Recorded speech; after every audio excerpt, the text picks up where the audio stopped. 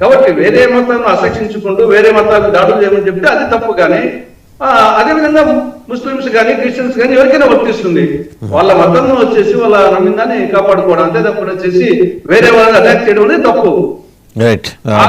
వచ్చేసి మనం ఎంతసేపు పాకిస్తాన్ దృష్టిలో పెట్టుకుని మొత్తం మన పాలసీ ఎంత, పాకిస్తాన్ ఎంత, వాళ్ళ బడ్జెట్ వచ్చేసి మనలో 10% వచ్చేసి వాళ్ళ టోటల్ బడ్జెట్ 5.6 లక్షల కోట్లు, మంది డిఫెన్స్ బడ్జెట్ 6.7 లక్షల కోట్లు.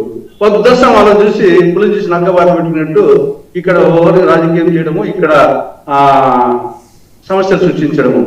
మన డిఫెన్స్ బడ్జెట్ అంత లేదు, వాళ్ళ టోటల్ బడ్జెట్.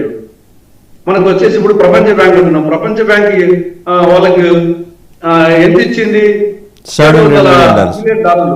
అంటే ఎంత అవుతుంది? 6,300 కోట్ల రూపాయలు మన రూపాయలు. మన అమరావతికే వచ్చేసి ఒక వరల్డ్ బ్యాంక్ 15,000 కోట్ల రూపాయలు అప్పిస్తారు. ఆడ మొత్తం ఇచ్చింది 6,300 కోట్లు.